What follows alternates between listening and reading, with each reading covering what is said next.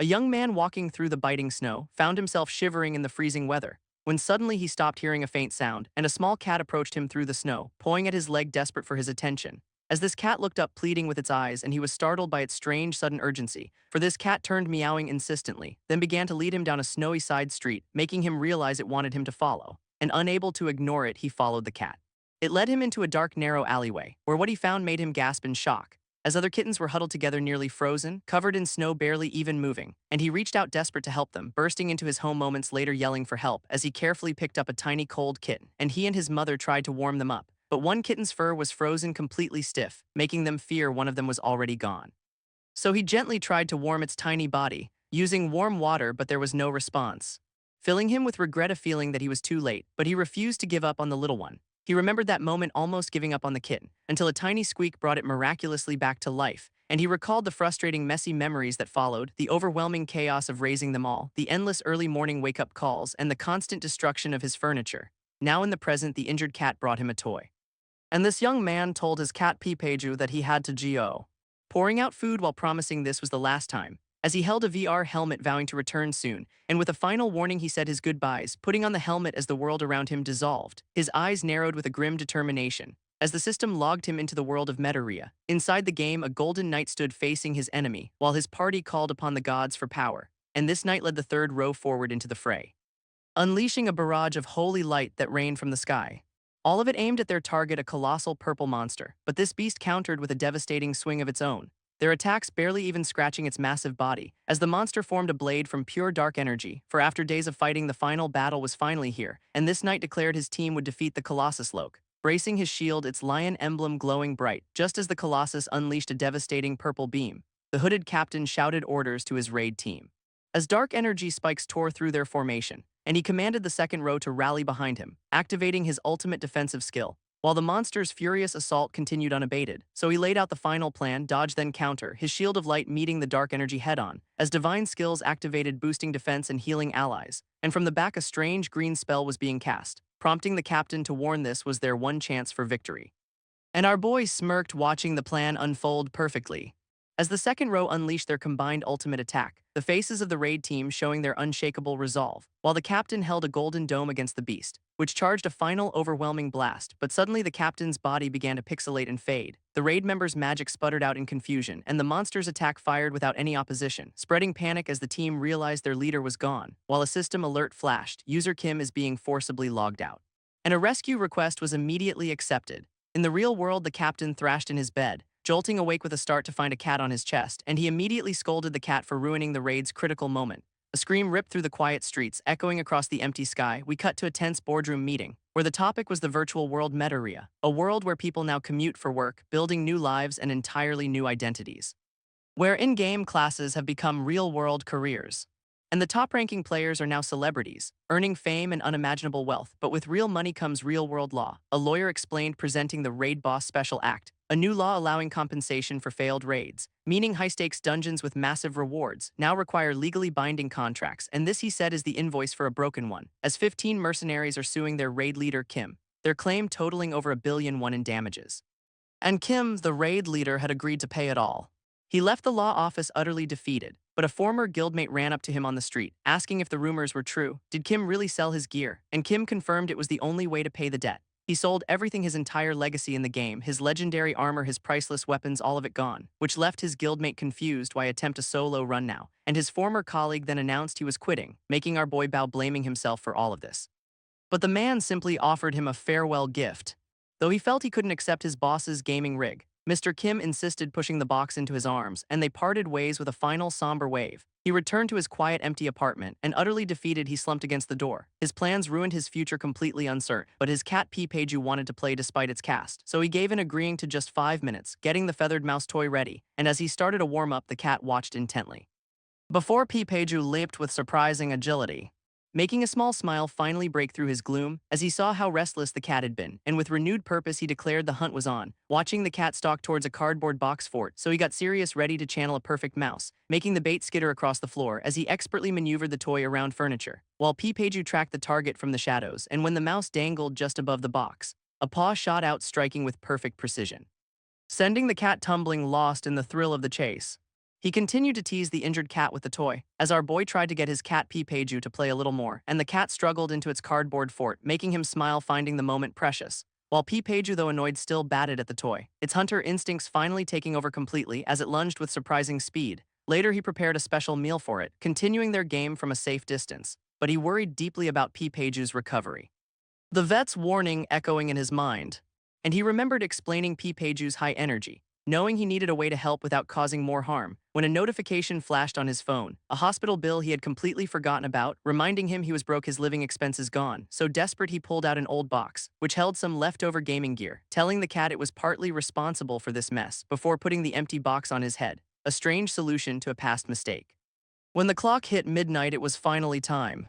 He said goodbye to his pets, lying down as he prepared to log in once more, entering a world of fire and rock. He was taking a huge risk for a potentially big reward, since fishing in a lava zone with no gear is suicide, and he was banking on 6-year-old game knowledge, though he knew the game had changed since then. But suddenly a massive fish took the bait, proving his old secret spot still worked, and this lava trout was a high-tier crafting item, so he settled and ready to grind for cash.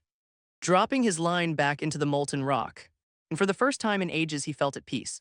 Because the last 5 years were a non-stop grind, and though he'd lost everything he felt strangely calm, trying his best to ignore the tears welling up in his eyes. But then something violent shook his line, shocking him since nothing should be respawning yet, and he wondered if the Phoenix boss was back early when a massive portal ripped open the sky, and a pillar of light slammed into the ground, revealing a creature of ethereal flame. But this was no Phoenix.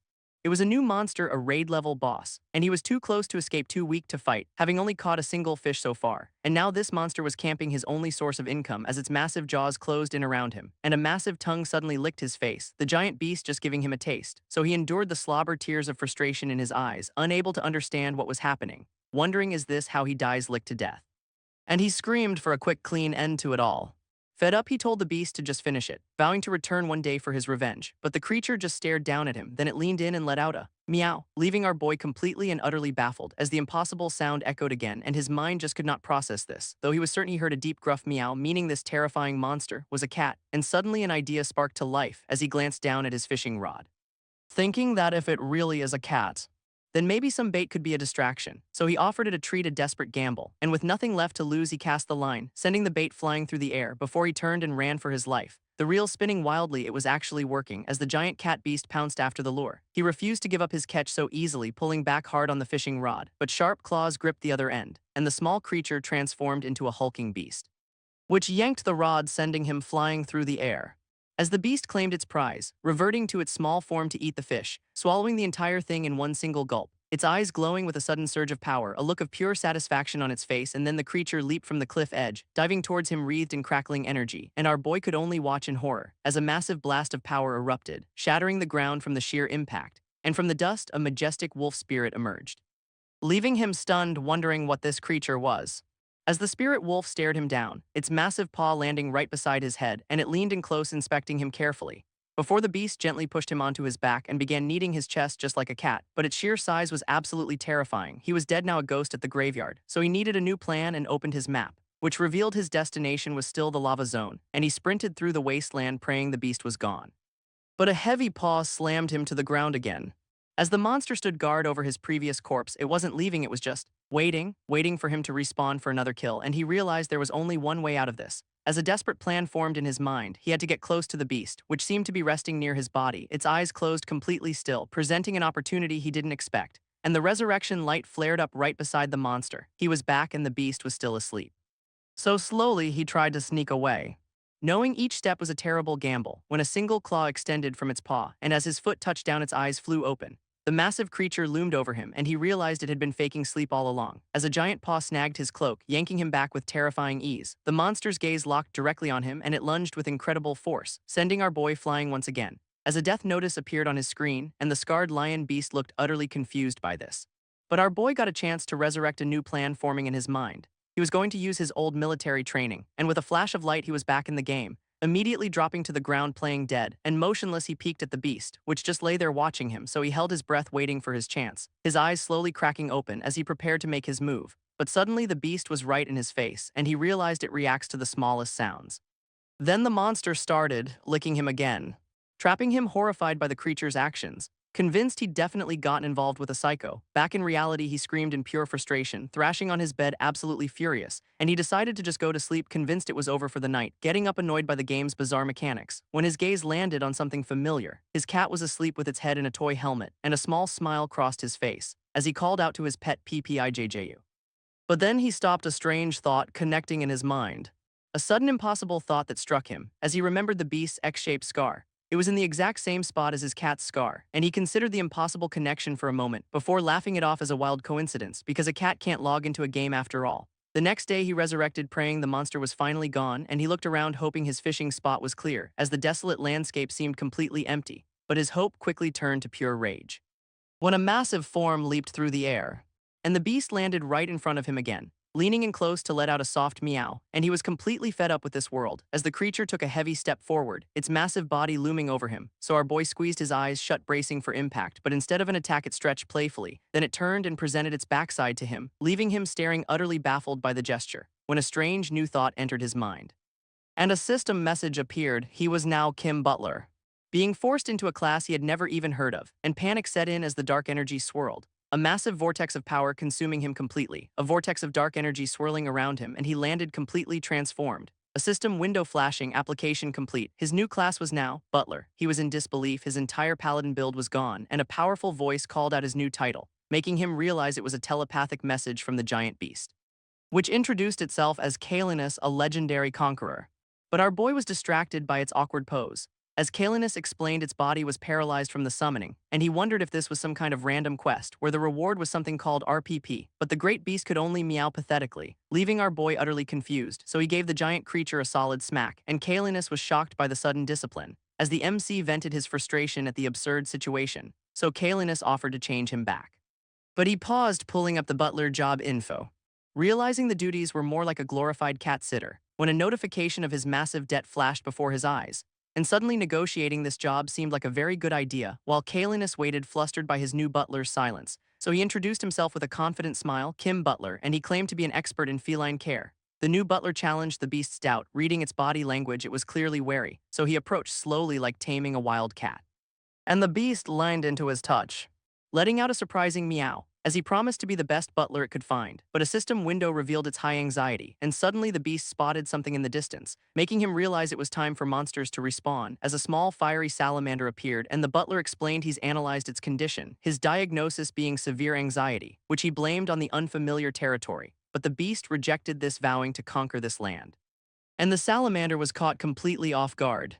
As the wolf beast lunged at its prey, its stress level spiking during the chase, and a sudden blinding flash erupted, its eyes glowing with intense focus. It struck but only managed to catch the tail, so the salamander escaped, its stress rising even further, and the butler saw his chance and sprinted forward. As the small monster prepared a fire attack, he activated a unique skill, Capture, and a beam of light trapped the creature, securing it. A shimmering blue portal awaited, and a polished shoe stepped through.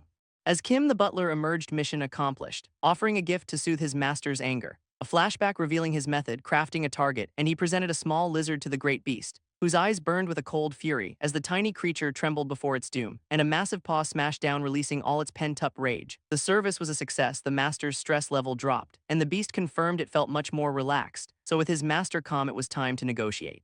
As Kim boldly requested time off and a proper salary, but the beast was stunned by the idea of a butler having a life, and this very concept darkened the atmosphere. But Kim nervously held his ground, confirming his needs. However, the master revealed a critical flaw: it has no money, so Kim pivoted, suggesting he keep all the hunting loot instead. And since Kim must guide its body, the beast agreed to the deal, so he happily accepted the new terms. He'd been worried about his old fishing income, but monopolizing a party's loot is far more profitable, and he clenched his fist, a new path forward now secured. The beast lost interest and wandered off, and Kim saw it as just a big cat preparing for his final task. As the butler channeled raw energy into his hands, and a system notification confirmed the dish is ready, he considered the prompt to notify his master when a massive wolf-like beast appeared, drawn by the scent, making him realize treat crafting is a summoning skill.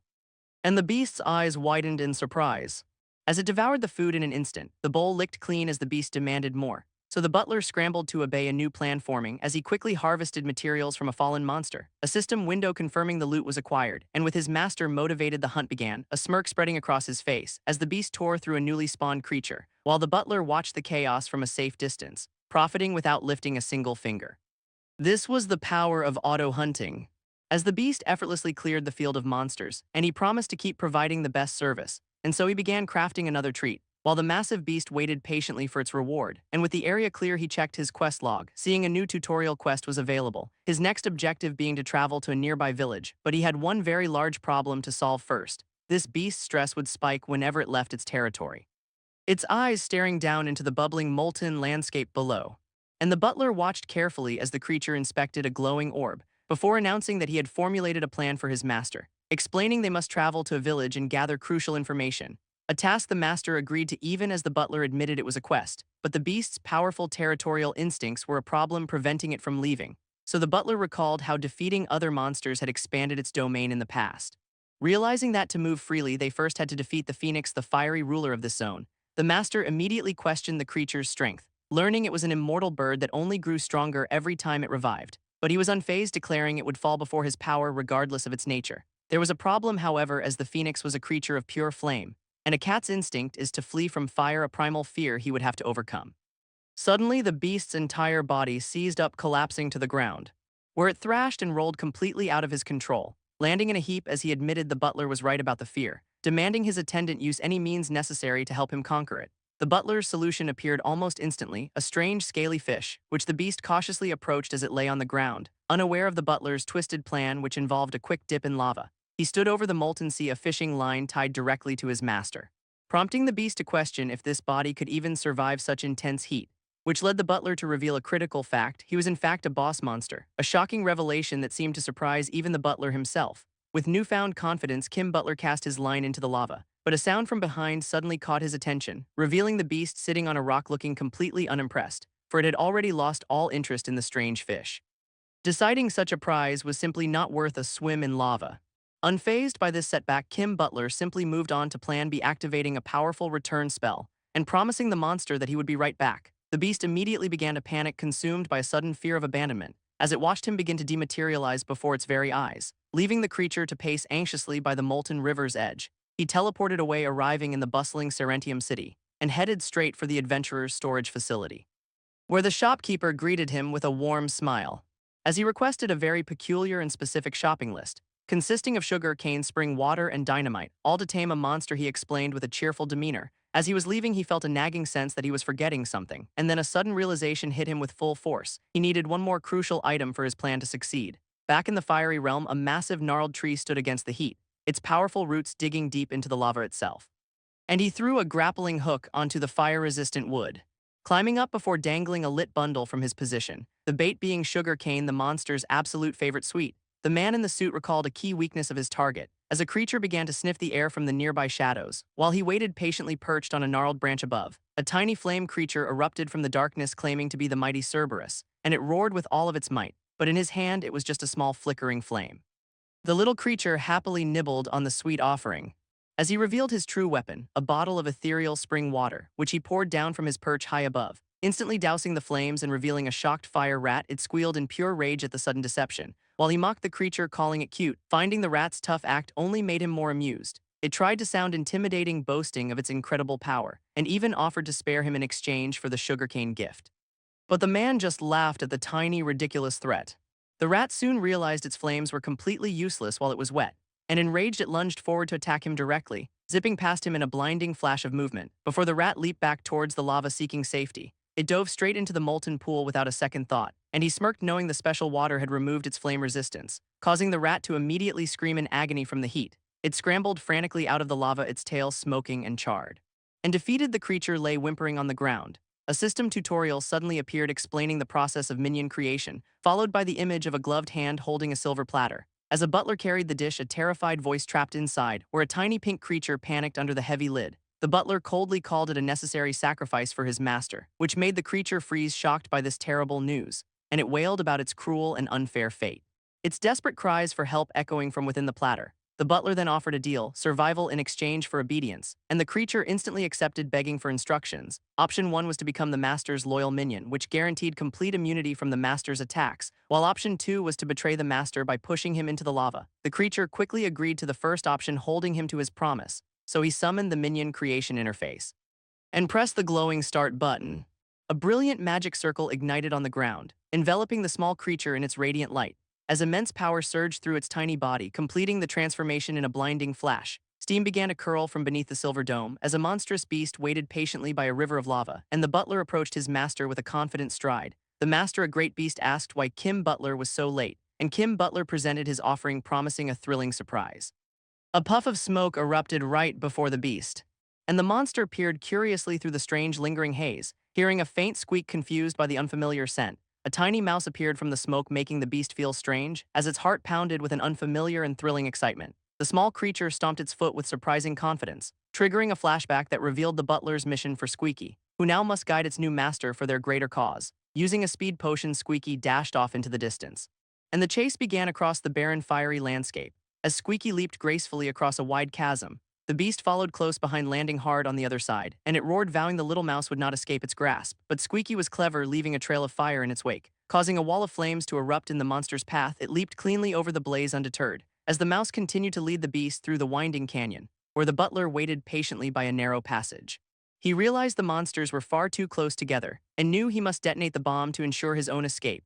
A beast lunged forward, its claws glowing with immense power, and Squeaky realized that Kim Butler had tricked it. A man with spiky hair screamed for Squeaky to run, but the monster's glowing eyes locked onto the man instead, and it slammed him hard into the ground with brutal force. The pink mouse apologized for the failure and quickly fled. But the beast gave chase, instantly hot on its trail. As it disappeared into a narrow, dark crevice, the wolf stopped, sensing that something was wrong, as the path opened into a hellish, unfamiliar landscape. The mouse waited on a lone rock spire in the distance, but suddenly the beast landed right behind it, glowing with power as he declared there was no escape. The mouse, now wearing a tiny bow tie, offered a game, taunting him to a chase before leaping away into the void. The wolf dove headfirst into the abyss without hesitation. And a moment of pure shock hit him as he fell, twisting desperately in midair to avoid the fatal drop. On the cliff above, his master suddenly appeared. As the beast clung to the ledge, barely saved from the fall, he thought for a moment that his master reminded him of a pet cat, and the master asked about this family he was supposedly supporting, calling him a cute but overly competitive creature. A memory surfaced of a real cat's gentle touch, as the cat pulled back for a moment, hesitant, before committing, placing its soft paw on his hand.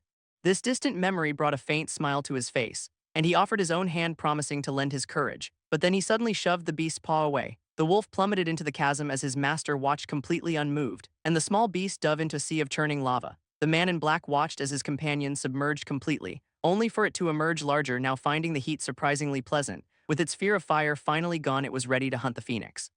They moved together through the molten landscape, as the beast explained how the phoenix grows stronger with each revival. But his subordinate Kim Butler assured him he had a plan. From the lava ahead, a fiery form began to rise, and the phoenix appeared, mocking their foolish challenge. This vast fiery arena would set the stage for their battle. As the winged beast crouched, watching its prey with burning eyes, the master knew the beast Kalinus could fight it, but its immortality was the key. So the plan was to strike its core during the second resurrection. Kalinus expressed doubt that its body could handle such a task, but Kim Butler confidently promised he would make it possible. The phoenix swooped down from the sky to attack, its eyes burning with an ancient, terrible rage, and Kalinus charged forward to meet it head-on. A torrent of fire engulfed the entire battlefield, but the beast split into two, expertly dodging the flames, and wreathed in blue energy it leaped through the air, its claws tearing deep into the flaming bird. Kalinus slammed the phoenix hard into the ground, and the creature dissolved, vowing to rise once again. Kim Butler reported to his master that Phase 1 was complete, knowing the phoenix would return twice as large and destructive. A ball of fire began to spin rapidly in the air, as flames erupted from it, slowly taking shape, and a torrent of fire blasted forward with incredible force. The resurrecting phoenix was born from the ashes, vowing to turn them all into dust. The beast roared, facing the raging inferno without fear, and leaped directly into the wall of fire. While the phoenix soared through the burning sky above, it dove down like a blazing comet aimed right for them, and the MC and his beast stood together waiting in the flames. He revealed the next part of the plan: to attack when it slows down to rise again, and his companions leaped into the air, intercepting the target. The beast dodged a series of fiery blasts, closing the distance, and latched onto the phoenix in the middle of its flight, holding it trapped in its powerful grip. A massive explosion of light and power followed, and the MC was stunned they had caught it so easily. The defeated phoenix vowed to rise again and burn everything to the ground, but the beast crushed its head, ending the threat for good. Its fiery essence retreated back into the volcano, and the MC told his small companion to lure the master once again. As he prepared himself, for the real challenge was beginning now. Elsewhere, a hooded archer readied their bow to strike, just as a massive explosion erupted from the volcano's peak.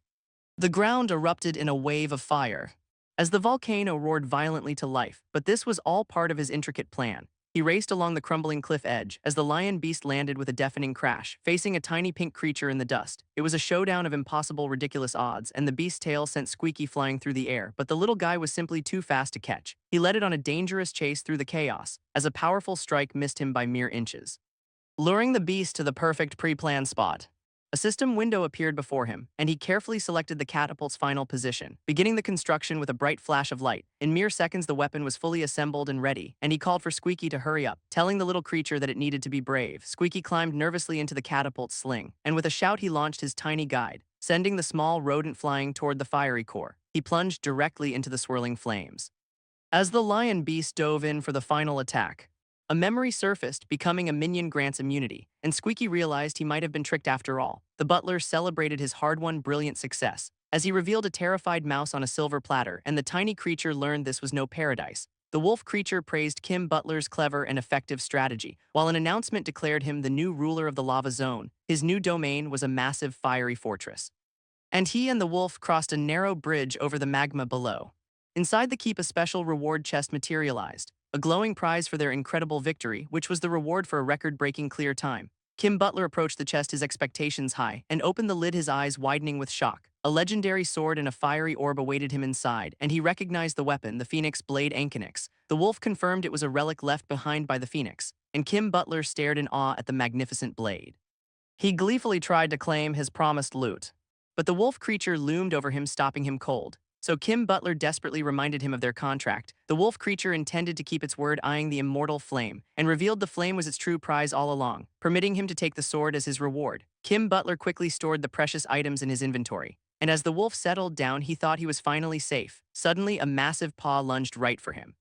As his master panted, looking confused and agitated, Kim realized his master felt betrayed by the exchange, and he tried to explain the loot wasn't stolen, but his master's rage was boiling over, ready to strike. Kim quickly presented a glowing orb, a sphere made of shimmering green leaves, revealing that it was a catnip ball, and he hoped it would work on his feline master. The effect was instantaneous and overwhelming, as the giant beast began to roll and purr with pure joy. Kim smiled, relieved that his plan was a success, recalling he had gotten it as a game event bonus, an old item he'd completely forgotten about in storage. Who knew it would end up being so incredibly effective? And now Kim wanted to truly repay his master's help. He opened the auction house menu on his screen, searching for high-quality meat and fish recipes, and scrolled through a long list of delicious options. But his cooking proficiency was far too low to make them. He would need to become an expert chef, and all that past grinding was finally about to pay off. He spent a massive fortune to upgrade his skill, and to fund it he needed to sell something valuable, an old item that was now a rare collectible. He listed it for 14,000 gold, unable to wait any longer, and the Phoenix Blade sold for 14,000 gold almost instantly. A notification rang out. He was now an advanced expert chef, and his master found him studying, intrigued by the promise of a meal. Kim Butler scrolled through his newly acquired cooking skills, considering several exotic monster recipes, but decided fish seemed like the safest choice for his master. He activated his butler skill, treat crafting. Knowing price was no object, he would buy the absolute best. The system warned him that the fish's tail was poisonous, but with his new presentation skills he began his work. He carefully sliced off the dangerous spiky tail, his knife moving with an impossible practiced precision as he scraped away the tough, resilient scales. A jet of pure water cleansed the meat, before he brushed on a final savory glaze. The meal was then lowered into a roaring magical fire, and a perfect glowing dish was complete. He presented the incredible treat to his waiting master, and the beast dove headfirst into the bowl, emerging with the poisonous tail in its mouth, growling. Kim Butler WATCHED in horror. He had eaten the tail first, and a sharp tingling sensation hit the master's tongue. The beast froze, processing the intense and unfamiliar flavor, and gradually the sharpness gave way to a profound sweetness. The master declared the meal a resounding success. As Kim Butler reached for the prepared meal himself, bringing a tempting piece to his own mouth, savoring the flavor deep in thought, his master recognized the rich, complex taste of monkfish, and overcome with satisfaction, the great beast collapsed. He declared it an excellent and novel experience, and the master thanked him for the incredible meal. Kim Butler bowed, deeply accepting his master's praise, and promised that he would work even harder from now on. Their journey then took them into a vast green wilderness.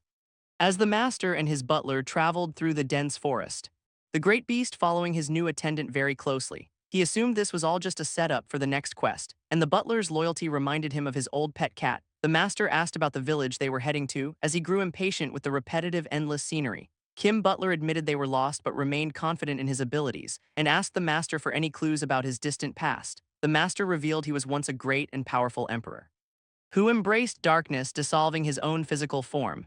And while dormant, a voice had called out from the void, which was the desperate cry of his descendants. He returned to this world to answer their call for help, and the very first person he saw was Kim Butler. The master's memory of the past ended right there, recalling how three dark kingdoms once stood united, and the butler remembered their thousand-year-old history. Realizing he now served a living relic of that ancient era, he turned his attention back to his master.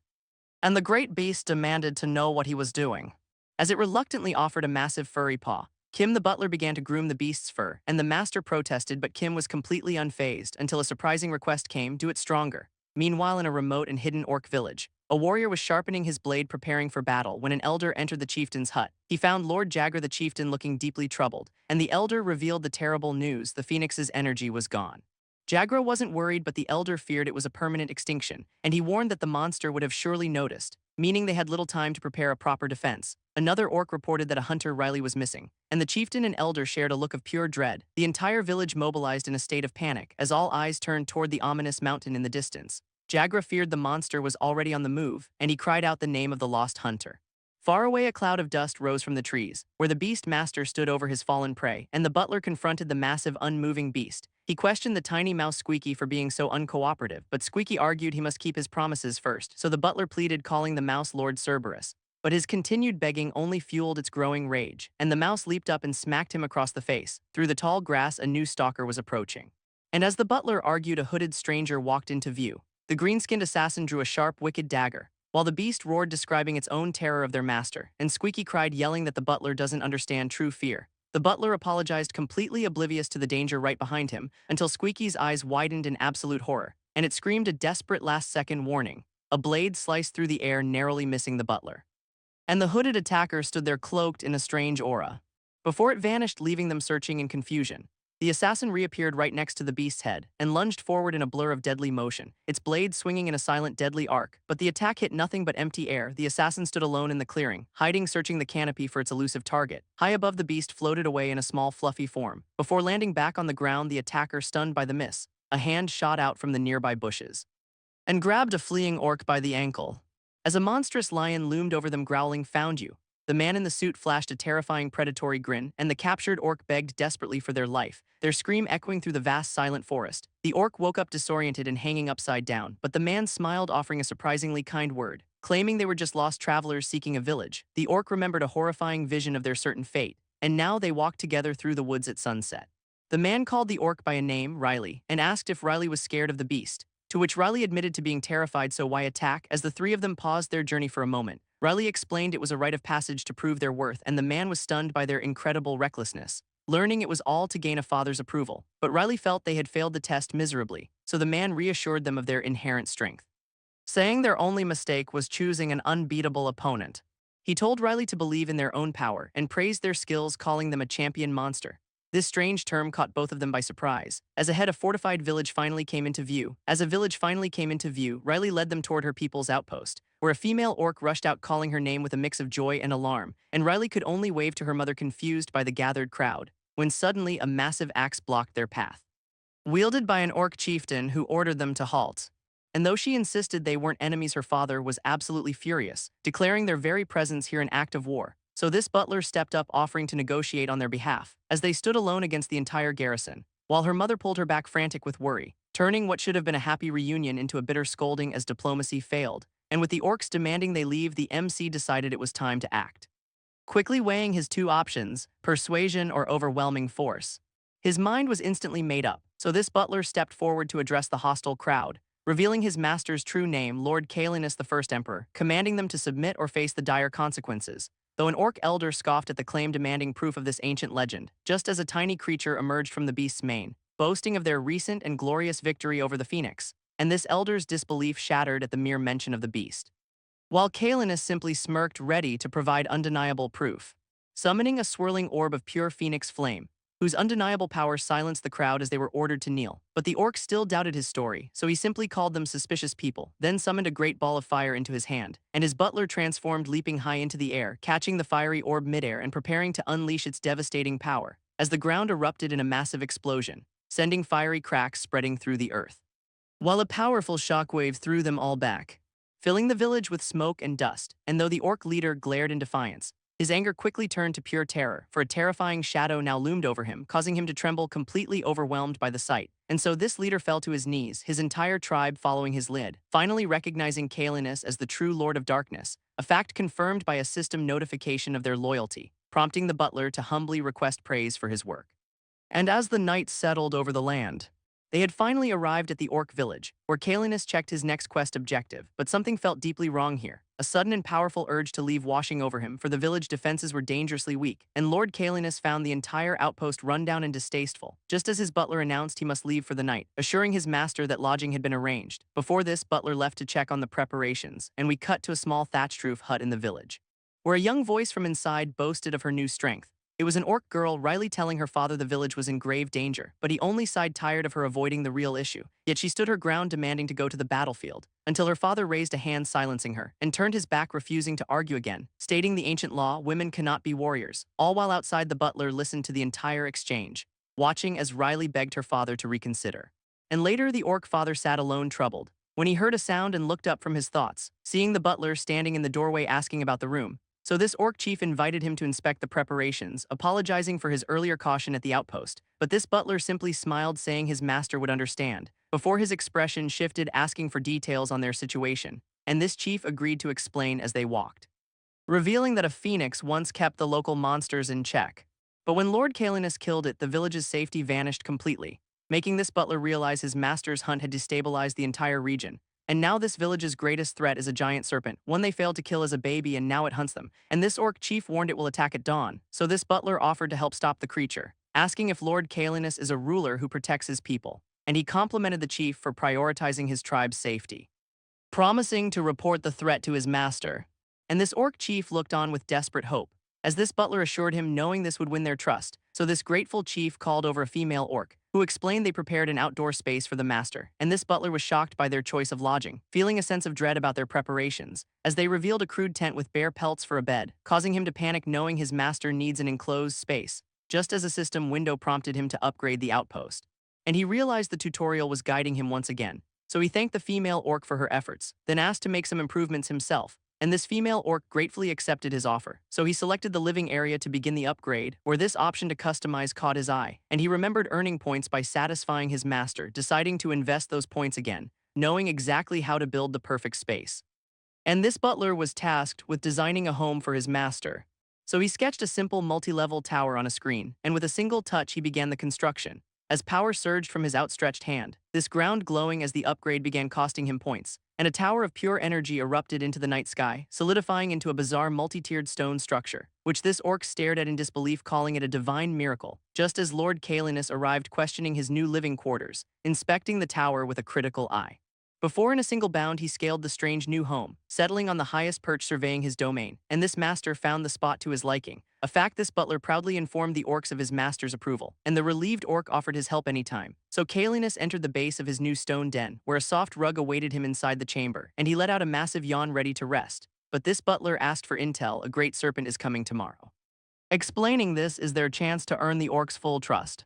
Though Kalinus was unconcerned, certain of his own strength, and a system notification confirmed the butler's success and rewarded him, while Squeaky the mouse panicked, fearing another dangerous battle. So this butler asked for the mouse help, but Squeaky flatly refused. But unfazed, the butler revealed he had another plan, telling this man the great beast should rest well. And back in reality, our boy finally logged out, recalling the wild events, wondering what's happening to him, when a sudden meow broke his concentration. His cat Lulu being unusually insistent, so he looked over at the food bowls, seeing Peepage, who hadn't touched its food, still sleeping, and worried he checked the cat for a fever. But this temperature was normal, though something felt off, so he gently tried to wake the lethargic cat, and Peepage, who finally stirred with a huge yawn, seeming completely uninterested in eating. But placed before its bowl, it finally began to eat, the two of them sharing a quiet meal. And while eating, he researched his next in-game target, finding it the king serpent, a high-level boss, with player comments describing its incredible defenses, and this strategy was to break its scales then use fire. So he grinned, knowing this prey would please his master, and now he just needed to choose the right prey for his own pet. Since Peepage seemed so unwell, he decided to bring out a secret weapon, calling out, but the cat looked completely unimpressed, as Peepage gave him a look of total disdain. So he got serious, determined to make the cat play. And back at home, the injured cat looked smug, but it suddenly stopped playing, ignoring the toy, leaving our boy completely baffled by its behavior, as he asked his pet what could be wrong, when from the couch a helmet suddenly spoke. And this next day he logged into the game as Kim Butler, where where a small pink creature immediately cried out his name, rushing to him warning of big trouble. So Kim Butler asked what's wrong, and this creature declared their master had vanished. So he suggested a walk, but the creature had searched everywhere, panicking because the serpent is coming today. But Kim Butler had a plan to summon the master, activating his butler skill, treat crafting, and instantly a bowl of ostrich stew appeared. But when he tried to send the notification immediately, an error message flashed. The signal cannot reach the master, causing Kim Butler to freeze in disbelief before he bolted outside screaming in panic, frantically searching the empty village, as this small creature watched utterly defeated. Far away beyond the village lay a dense forest, and hidden within was the mouth of a dark cave where deep inside the oppressive blackness, a giant serpent with glowing eyes began to stir. As deep in the earth a colossal body scraped against stone, and this great serpent uncoiled slithering toward the light. And in the village the orc elder gasped in shock, as Lord Jagra's eyes widened with fear, crying, "It has started moving." But this orc warrior smiled, sensing the approaching energy, and this elder questioned his strange happiness, reminding him of their lord. But this warrior was thrilled, believing their village's nightmare was finally over. So they walked through the village, the elder's doubt lingering, and arriving at a stone building they startled the butler, who stepped out announcing his master was away, leaving this orc stunned that their lord was gone at a time like this. And this butler confessed he couldn't locate his master either, causing this warrior to roar, accusing him of keeping Kalinus in the dark. But this butler stopped them, a grave confession on his lips, as he revealed the terrible truth about his master, and they realized Kalinus was trapped inside the monster's body, as this butler admitted his summoning spell had failed to bring him back. And this warrior's face hardened, knowing this was a fight they must win. So this elder asked if the butler could fight, but he had no combat skills. However, he could use his power to strengthen the village defenses, and this warrior saw a glimmer of hope in this news. Forming a plan, he would hold the line at the outpost, while this butler agreed to fortify the village in the meantime. But this warrior demanded assurance that the village would be safe. A promise the butler could not make, for his power was limited, causing this orc chief to tighten his grip. So our boy gave him a strict order that failure would have consequences, and a system alert confirmed the chief's distrust, making him realize the quest was going too smoothly. So his small companion asked for the plan, and this butler checked his available points, seeing he had only 192 to work with, and he knew the enemy was weak to fire. So he checked his minions' fire abilities, but Cerberus was terrified of its natural enemy, meaning that plan wouldn't work. So he settled on a life-or-death choice, walking off with grim determination. And nearby a wooden post shattered, where he spotted a female orc training hard, striking the dummy with blinding speed, until she panted exhausted from the effort. And as this young orc finished her routine, he approached, calling her Riley. And she recognized him as the butler, explaining it was just her morning training. So he asked why she wasn't fighting the monster, but Riley said she's not allowed in battle, and he sensed there was more to her story as this orc girl confronted him about his training, then flustered, claiming she just enjoys it. But he smirked, clearly not believing her, suggesting her father was just being protective, and his kind words seemed to reach her. But then his expression turned grim, as he warned her the warriors were outmatched, though she refused to believe her father could lose. So he explained the chief is the serpent's main target, and fear gripped her. She decided to go, and he tried to stop her, but she was determined. So he made a stunning offer, Kalinus's power, a power she would need to defeat the monster, which made her stop, turning back to listen. And elsewhere the battle alarm sounded, as this orc chief rallied his warriors, who charged out to face the great serpent, while a shaman prepared a fiery ritual, and a massive scaled body moved through the trees. As this serpent revealed itself on the path, its glowing red eyes fixing on the warriors, who surrounded the colossal beast. And this chief raised his axe, ordering the attack. So with a furious roar the warriors charged, while this shaman called upon a spirit for battle rage, and this orc warriors swarmed the giant serpent. But a single tail swipe sent them flying. Though this leader held firm, his axe glowing, he realized their weapons were useless, as this serpent's cold eye watched them, and it thrashed, cutting through their ranks. So this shaman chanted a desperate spell, and empowered the leader struck again. And this time the scales finally cracked, making this beast hiss, feeling the blow, before it turned and fled into the forest. So this warriors gave chase immediately, as the serpent slithered toward a river where it coiled, preparing a counterattack, a strange energy gathering in its maw, and a warrior leaped in for a decisive blow. But the leader found its scales had hardened, as green mist began to leak from its body, and he screamed for everyone to fall back, just as this serpent unleashed a cloud of poison. And he realized it was a deliberate trap, as this poison seeped right through their skin, a creeping paralysis taking hold, and this leader felt his body going numb, helpless as he faced the serpent's final strike, as this giant serpent's maw opened wide, and his warriors screamed for their chief to run. But the orc chief was frozen in terror, giving one last order, lead the tribe to safety, just as this snake's fangs sank into his arm, and it lifted him high, swallowing him whole. While this tribe watched helpless as their leader was consumed, and they were paralyzed by a crushing fear, when suddenly a streak of light cut through the air and a volley of projectiles rained down from above, as another arrow-like blast hit the ground, and a figure blurred through the trees, a goblin girl in a maid outfit leaping into battle, calling for her dad, and she slammed into the serpent's side with a powerful kick, for this beast still had her father in its jaws, and she screamed his name in desperation. While inside the chief was being crushed, his bones beginning to crack and splinter as he was pulled deeper into the monster's gullet and he gasped for air believing this was the end, his eyes slowly closing as he gave in to the darkness. But then he heard a familiar voice, Riley's, and this snake suddenly recoiled struck by an unknown force, its head covered in a strange expanding foam, and this giant serpent struck spitting a paralyzing agent, turning its glowing red eyes on the maid. But she showed no fear. Her daggers drawn, she prepared for battle, and this butler rushed to Lord Durgan's side. As his tiny companion activated a skill growing massive, and he reached the fallen orc lord, but even in its giant form the creature was terrified. So this butler ordered a full retreat loading Durgan onto its back, and nearby the other orcs began to stir, seeing their unconscious lord being carried away. So this butler ordered them to evacuate to a safe place, warning them not to interfere in the fight. As this serpent lunged forward with incredible speed, and this maid dodged the devastating attack, sprinting up its massive scaly back, her dagger poised to strike a vital point. But she realized the beast was too fast, so she pushed her own limits, accelerating. But a sudden tail whip sent her flying, throwing her helplessly into the sky before crashing back down to earth with a thud, and dazed she admitted she couldn't match its speed. Elsewhere someone groaned, waking up, as Lord Durgan finally regained consciousness. And this orc chieftain asked who was fighting the serpent.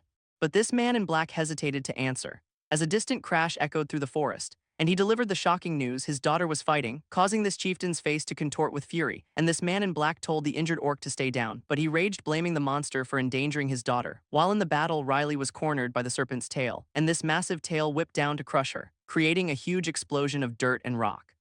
But she emerged from the dust wounded but standing, as this serpent stared from across the clearing, and Riley was sent flying from the sheer force of the blow, digging her daggers and grinding to a halt, and her father screamed her name in absolute terror. But this butler calmly told him she was fighting well, as Riley rushed back into the fray, daggers ready, leaping onto the serpent's massive body, and with a fierce cry she prepared to strike, her blade clashing against the creature's tough scales, prompting this chieftain to ask why she was wearing a maid outfit.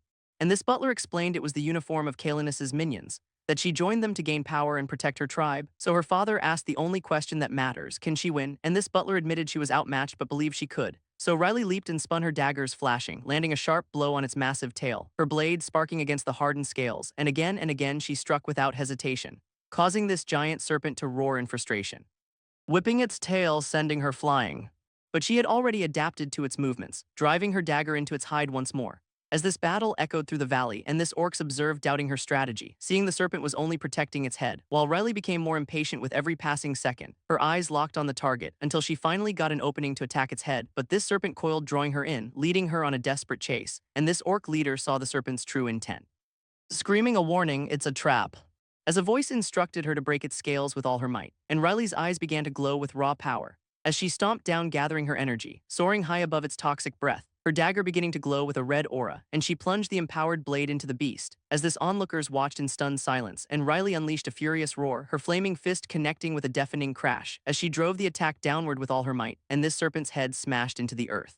A brutal impact that ended the monster's rampage, but the power faded and Riley collapsed in pain, the giant snake lying motionless, its eye socket smoldering, and on a nearby hill orc scouts witnessed the aftermath. Seeing this colossal beast was finally dead, so the scouts erupted in a cheer and charged forward, as this entire village celebrated their newfound hero. But this orc chieftain watched the scene, his face grim, and this man in the suit questioned the chieftain's choice, explaining he saw Riley's rare potential long ago.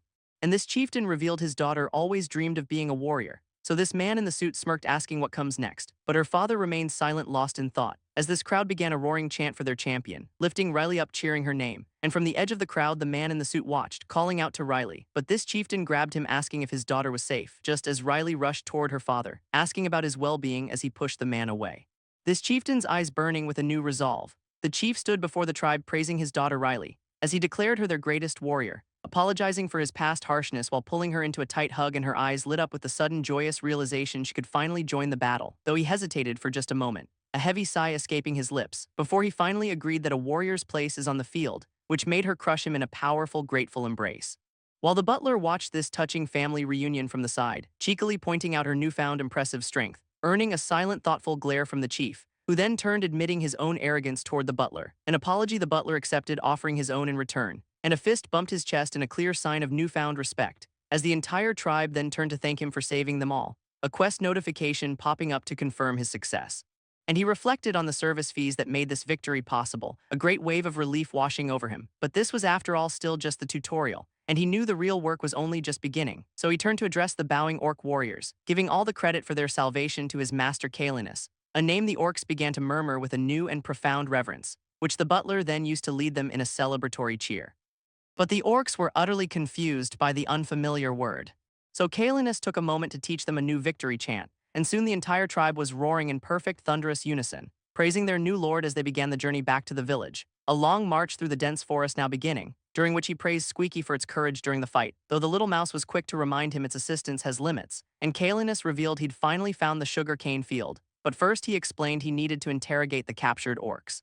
Because up ahead Riley the maid was waiting for him, stopping him in his tracks because she needed to ask something important, as she was deeply curious about the strange flames that had appeared on her sword, the very power that allowed her to pierce the great snake's scales, an energy she had never felt before in her life, and he told her it was simply her own hidden potential awakening, explaining that her tribe has a natural affinity for the fire attribute. So she asked if he truly believed only she could have done it. Stunned to learn that this incredible power was her own all along, which he smugly confirmed having known of her skills from the start, and she apologized for underestimating herself so deeply. But he just scoffed, reminding her that he's no hero, his harsh encouragement making her blush with a mix of embarrassment and pride, and a new steely resolve filled her eyes as she sprinted ahead ready to train even harder than before, while Kalinus watched her GO with a deeply satisfied smile. A system window appearing to display her now impressive stats, but when he checked his resources he found he didn't have enough RPP. His master was still too weak and he needed another way to help her, and then he found a solution, an equipable essence. A low-cost item that offered a massive boost to fire damage, though he thought of his master's constant grueling training, and worried that a sudden unearned power-up might devalue all her effort, making him struggle with how to present this gift to her. But he decided to proceed anyway, hoping she would understand his intentions, and later he arrived at a secluded hut, where inside he began to speak with an injured an orc who carefully considered the information he was being given, connecting the strange story to the nearby Noctin kingdom, a failing kingdom he explained that was desperately seeking an ancient power. And the butler realized they were looking for his master lord Kalinus, but the location they were searching didn't make any sense. Until the orc mentioned a mysterious altar, a possible summoning site, which the butler considered investigating before quickly rethinking it, as the orc warned him the altar was impossible to find, and with all the necessary information gathered he finally left the hut, a system notification appearing to announce tutorial stage 3 was complete, giving him a new main quest, find the summoner in Noctin, and though the mouse worried his master wouldn't return, he was certain he would. When a sudden noise from above startled them both, revealing a large cat-like creature sitting calmly on a pillar, and the butler looked up, relieved to see his master had finally returned, which prompted the butler to scream at his master Kalinius, who responded by slamming his head into the butler, sending the man flying before offering a confused apology, as Kalinius claimed he couldn't remember his absence at all, so the butler immediately asked for credit for all his hard work, beginning his report by boasting about defeating the great serpent, claiming his brilliant insight was the only possible solution, and that he had defeated the enemy against truly impossible odds, a story confirmed by a system window showing his master's satisfaction, and the butler was thrilled that his elaborate plan had worked perfectly, using the opportunity to ask for more funds to prepare for future emergencies, a request Kalinius agreed to without a second thought, and soon a new day dawned on the quiet village, where the orc maid shared a tearful, heartfelt goodbye, and the orc warriors pledged their eternal loyalty to Kalinius, as the entire tribe gathered to see the small group off on their journey. But the butler was confused why the maid was following them, and she explained her plan to join a mercenary group in the capital,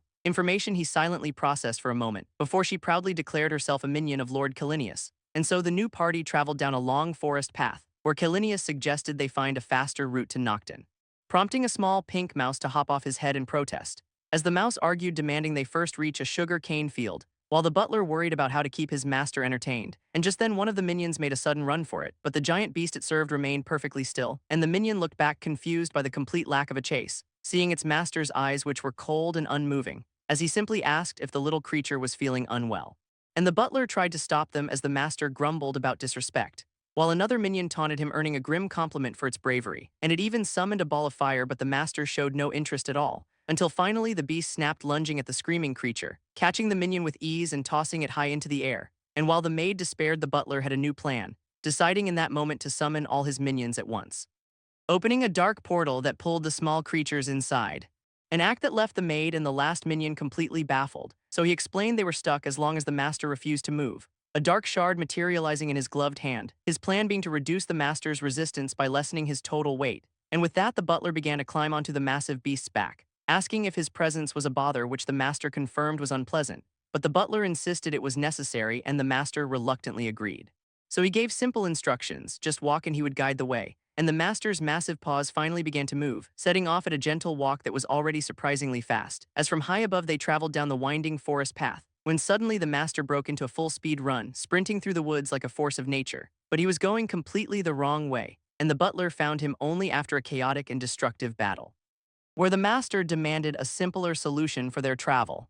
But the butler feared that any other method might mean losing him forever, until a new tutorial offered a surprising option, a perfect solution appearing right before his eyes, and he activated the master miniaturization feature, a process that began by enveloping the giant beast in a brilliant light, which then erupted into a massive cloud of smoke. And from the swirling mist a tiny form slowly emerged, the once fearsome beast now nothing more than a small cat, his entire world having suddenly grown impossibly massive around him.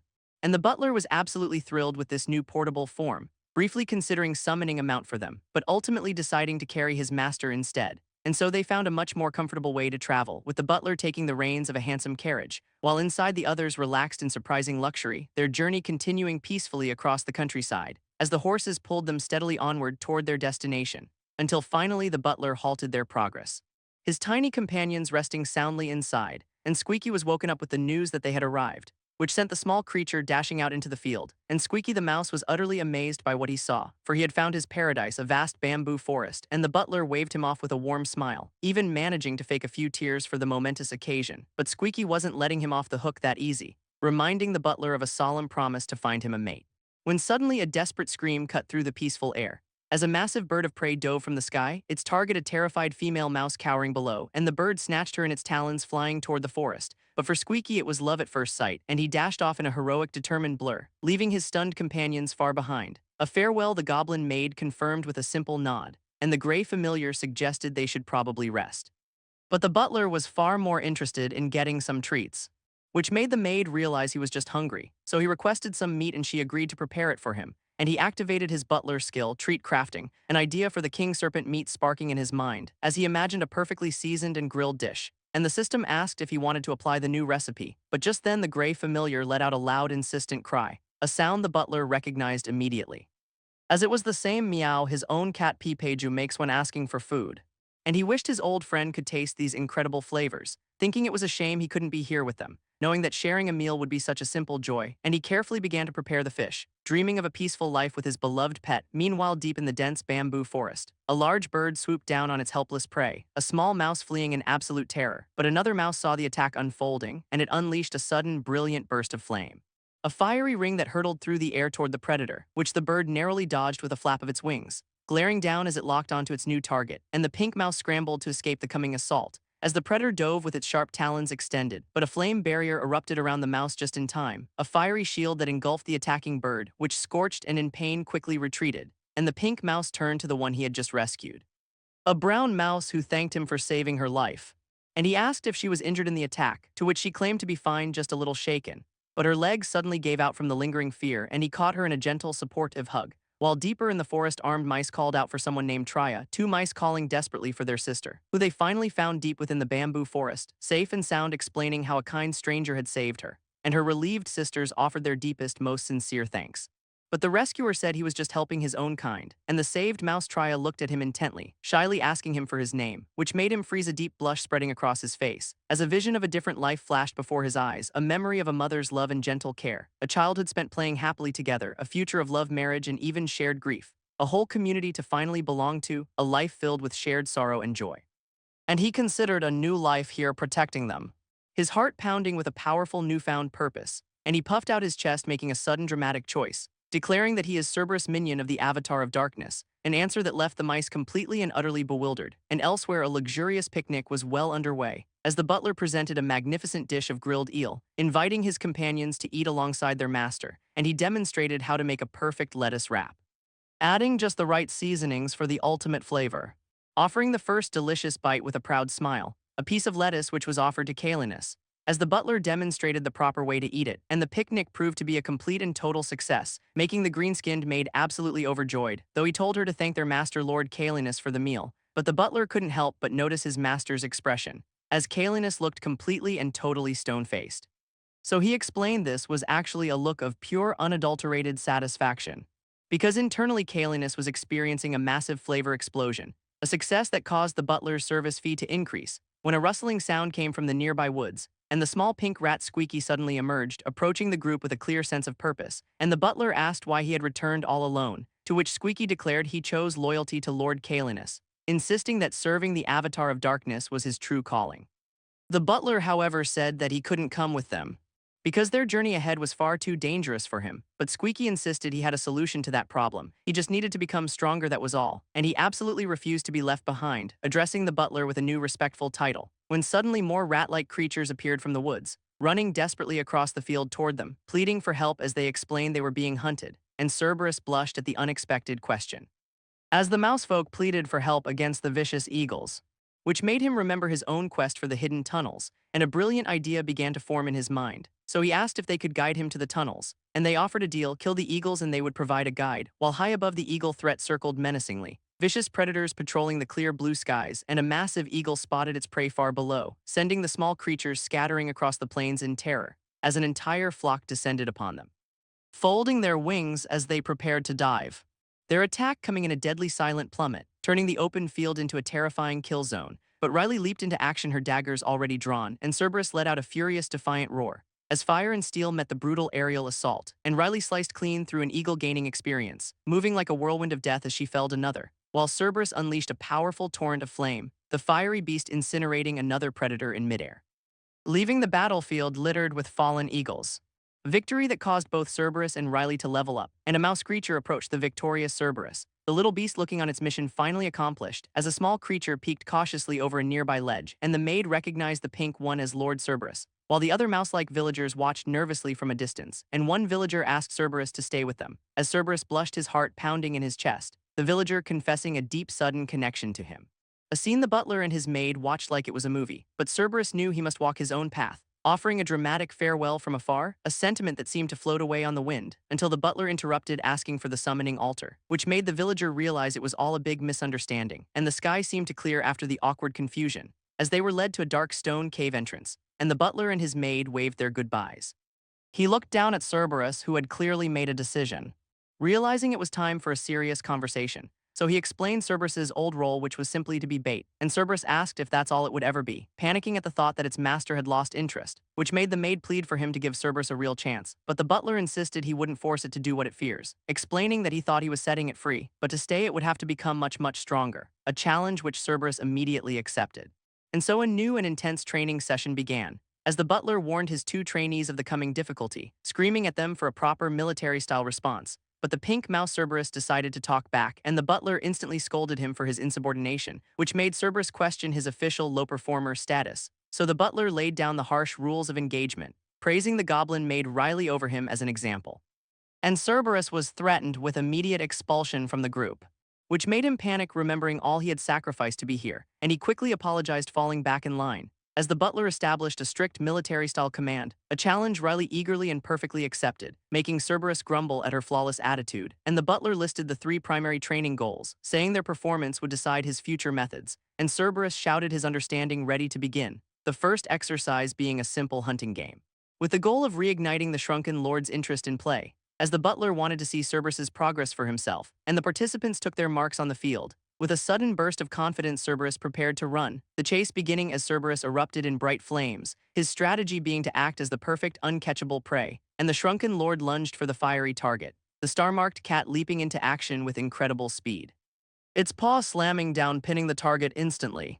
The little red creature caught in a surprisingly brief mock hunt, and the butler explained this was a reward for the master, as other creatures played their part, feigning their own defeat, and he coached the terrified one to finish the act properly, a reward then being offered to the victorious cat, who eagerly accepted the leafy, delicious treat, and the hunt was a success, earning the butler a hefty service fee. But the training wasn't over yet, not by a long shot, as the next exercise was announced to be courage training, and the hamster-like creature Cerberus gave a nervous salute, when suddenly the cat transformed into a massive, terrifying beast, and a giant paw crashed down towards Cerberus, the blow missing its mark but shattering the ground, and the butler asked if the target was holding up all right, laughing as he said it's barely been hit yet, a flash of red terror crossing the creature's face, as Cerberus stared in horror, calling him a devil, and the beast raised its paw for another devastating strike, smashing it down with truly incredible force. And again the ground cracked and split under the blow, and again the assault continued, relentless and brutal, the creature somehow enduring the terrifying barrage, the entire landscape now scarred by the massive impacts, and the tiny fire mouse erupted in flames, defiant to the end, a memory flashing of being instantly crushed by a giant paw. Then back in the present, Riley announced it was time for teamwork training, and the maid questioned the plan to use Cerberus as bait. But Riley explained their master might avoid a larger foe, though the mouse argued they've already faced a giant phoenix. But Riley warned them of even bigger monsters that lie ahead, knowing that guardians are always massive and incredibly powerful, and the maid agreed they must distract the master first, their goal being to provoke him into smashing a huge rock, because the more he wants his target, the stronger his punch will be, and Cerberus vowed to be the perfect, most frustrating annoyance. So the team spread out, taking their positions around the field, the maid getting ready to throw the bait into the air, while the fire mouse ignited, becoming a second tempting target, and with the signal given, the training officially began. As she hurled Cerberus just as the master attacked, our boy roaring as he chased the creature with a fiery hand, and the maid braced herself to intercept an incoming fireball, taking the blast just as Cerberus crashed right into her, the little creature landing on its feet and still running. As Cerberus called out, trying to redirect the chaotic chase, field becoming a blur of fire and frantic motion, as the master relentlessly pursued his frantic, desperate team, lunging forward and snatching the flaming mouse right out of midair, and the butler summoned his monster Cerberus, but today he chose his other companion instead, a tiny mouse that erupted into a magnificent fiery beast, the two monsters facing off across the open field, his eyes narrowing, his focus becoming absolute, as he pressed start, initiating a strange and mysterious process. A ritual beginning at a weathered stone altar, which caused the fiery mouse to become a docile pink creature, while Cerberus transformed into a raging powerful beast, and later the butler ascended a long stone staircase, carrying his master, followed closely by the maid Riley, and they arrived at a large circular ruin, where he began to frantically search the area, the newly tamed mouse following close behind him, and Riley asked what he was looking for, so he explained he needed to find a key for the altar, having thought the master himself was the trigger. And he asked Riley to hand over their master, lifting the small creature up high toward the sky, but this desperate attempt didn't work at all, which made the mouse think the butler was finally losing it, and Squeaky now pledged his undying loyalty to the butler, a sudden power shift that left the butler completely stunned, as Squeaky suggested returning the master to his true form, and the butler realized the simple, obvious solution had been there all along. As the great wolf materialized upon the ancient altar, the runes etched into the surrounding pillars began to glow with a faint ethereal light, suddenly ripping open a massive crackling portal in the air before him, a clear sign that this altar was finally responding to his immense power, an aura so vast his miniaturized form had previously concealed it entirely, and as raw energy gathered within the swirling vortex of the gate, the light from inside grew to a blindingly bright intensity. The great wolf simply stared down at the gate he had summoned. From its shimmering depths, a single polished shoe stepped out, followed by an old man whose very presence was steeped in a corrupted aura, a figure dressed impeccably as a butler yet radiating a palpable dark energy. And our boy immediately noted the butler's strange, deeply infected state, for the great wolf recognized this man as his old servant Fenrir. A brief fractured flash of a memory appeared, a masked king from a time long past, and as Riley prepared to launch an attack, he quickly stopped her. Watching as the old butler planted his sword firmly in the stone floor, and then dropped to one knee in a gesture of profound deference, greeting the great wolf as his long-lost and cherished lord. His lord acknowledged the thousand-year vigil he had kept, and Fenrir tried to recall his duty, but his memory was fractured and incomplete, as if something deep inside him had begun to fight back against his will, a struggle that our boy and Riley could only watch in growing alarm. Suddenly the infection flared violently, twisting his features in pure agony, his eyes turning a solid, horrifying black as the corruption took complete hold, and he roared, his body warping and contorting into a monstrous new form, a captured man struggling desperately against a power that was consuming him. He held vital information they needed, but he was fading fast, and the clock was ticking to get what they needed before he was lost forever. Elsewhere, in a different place entirely, a powerful figure descended from the sky, confronting an elder about the recent Serentium invasion, and this elder revealed that an old forgot enemy had finally returned, speaking a name that carried the weight of history, Morbas. It had all begun, he explained, with the assassination of a prince, an act Morbas orchestrated specifically to ignite the flames of a devastating war, and their forces soon fell to relentless attacks reinforced by strange beings called players, a name that stunned the masked man who had never heard of such a thing. They were beings from another world pouring through a mysterious gate, hundreds of thousands strong, forcing their ancestors into a desperate final move, for Morbas had tried to steal their master's power at the very moment of his awakening, and two opposing factions clashed violently to control the sacred ritual. In the ensuing chaos, the master's consciousness was torn between them, just as a stray cat wandered innocently into the chaotic scene.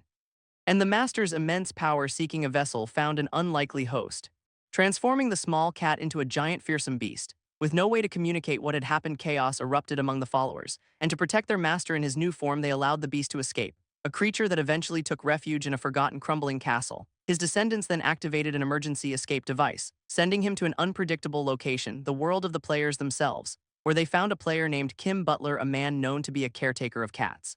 And the butler explained how they had warped the master directly to him. And now hearing this story, the masked butler understood everything, asking if their plan to head to Nocton was simply a death wish. But the beast revealed a new path forward to find the hidden altars, making the butler realize they had narrowly avoided a fatal, catastrophic mistake. Suddenly, the beast's eyes began to glow with an unholy light, and its dark energy exploded outwards in a terrifying wave. As it uttered a single guttural command, "Run!" a colossal paw crashed down towards the ground with incredible force, and they scrambled back as the creature's body began to expand uncontrollably, until it towered over them, a monstrous silhouette of pure untethered rage. From high above, a winged demon retreated from the chaos unfolding below, as the master, now a giant wolf, snarled in a display of absolute fury, letting out a devastating roar that seemed to shake the world, shattering the very air around it with concussive force. The butler and his companions dove for cover to escape the blast, and he turned, already preparing a desperate counterattack, as a blast of his own dark energy struck the wolf's massive paw, which was already gathering a sphere of destructive crackling power. A beam of pure annihilation then erupted from its gaping jaws, an attack that carved a massive crater into a distant mountain, and he could only watch, wondering if his master was now lost forever. He assessed its power, stronger than anything he had ever faced before. And from behind cover, he continued to observe the raging beast. As the wolf howled again, its power completely unchecked and wild, they could see that Fenrir was in agony, not yet fully lost to the corruption, when suddenly a gray beast roared, calling for the butler by name, and it called out again, a dark sigil flashing in the air nearby. As Riley appeared, declaring this an emergency situation, he quickly shrank the gray beast to a more manageable size, learning that the giant wolf Fenrir was on a destructive rampage. And this small creature revealed it had a plan, a direct confrontation. With newfound resolve, Riley walked toward the raging white wolf, bracing himself against the beast's immense crushing power, just as a massive pillar was hurled through the air towards him, only to shatter harmlessly against an unseen shimmering barrier. The beast growled, and a voice thanked Riley for his timely help, as he held the smaller version of the creature fisting Fenrir, and the giant wolf glared down, seeming to recognize its other self. While a storm of dark energy began to gather in its chest, Riley realized with dawning horror what was about to happen. Elsewhere, an old man with a monocle gasped in shock, kneeling before a masked warrior who lay unconscious on the ground, and the warrior asked if there was any way to cure the man's affliction, but the old man simply said it was far too late for that. The masked warrior fell silent, a heavy grief settling over him, as the dying man begged for an end to his prolonged suffering. And the warrior promised to help, asking him to just hold on a little longer. Back in the present, Riley held the small creature high for all to see, looking at the raging beast and asking if they were ready to begin. As he prepared to face the corrupted wolf Fenrir head-on, the maid and Cerberus were poised and ready, waiting for the signal, their plan hinging on one clean, decisive strike to the head, and he activated his minion management skill without hesitation, using his stored points to rapidly level up the minion known as Squeaky.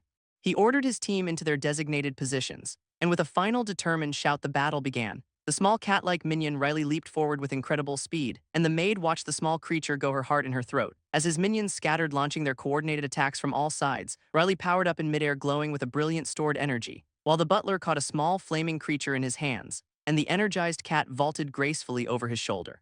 As flames ignited on his back while he charged forward, he prepared to throw the flaming Cerberus like a living projectile, unleashing the powerful and aptly named Fire Rat Shot.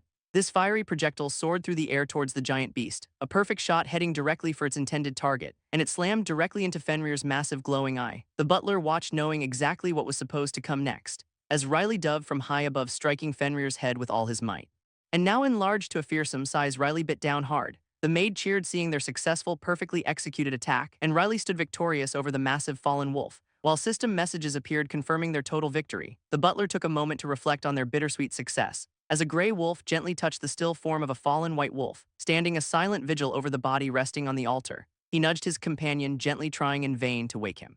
A sad echo of a memory of an old man's spirit fading away, before he vanished completely into a swirling cloud of light, and the white wolf's body dissolved into shimmering particles. The maid approached, asking if her master was all right, and Fenrir admitted that he would need some time to recover from the ordeal, leaving the butler struggling with how to process an NPC's profound grief, wondering how he could possibly comfort his master in this moment. Suddenly, Fenrir turned and presented his backside to him, a gesture that left the butler completely and utterly taken aback. As he slowly realized it was a request for pats, he decided this might actually be the best form of comfort he could offer. But he couldn't help but worry about the awkward timing of it all. So, throwing caution to the wind, he raised his hands hesitantly and began patting the giant wolf's flank with a steady rhythm. The butler tried to explain he was just following the signal he was given, but Fenrir angrily told him to stop touching him at once. And for a brief moment the butler hesitated, unsure of what to do, but he reasoned it was just a cry for more attention. And so he continued, pointedly ignoring his master's loud protests, calling it a crucial and unmissable bonding opportunity. Fenrir cried out in despair for his lost and shattered dignity. Nearby Cerberus made a strange request to the maid, asking for a detailed explanation of why petting feels good to felines. While the butler felt increasingly awkward comforting his giant master, clearly flustered by the creature's loud and contradictory reaction, the others arrived on the scene offering to take over the petting duties, but he dismissed them, sending the master away to get some rest. Cerberus admitted the butler's strange actions had stopped it from fleeing in terror, and the small creature then spotted something glinting in the ruins, a mysterious blue light that was glowing from within a pile of rocks. Cerberus bravely scampered off to investigate the strange phenomenon, closing in on the strange, pulsating, glowing object. Meanwhile, the butler was still hard at work padding away, remembering his own despair over what he thought was Fenrir's final fate, and the master revealed that this simple touch was pulling him from his darkness. He thanked the butler, finally feeling a sense of peace wash over him, and the butler offered his help anytime, trying to hide his aching arm, but the master noticed he was trying to stop the comforting gesture and asked him to please continue for just a little longer.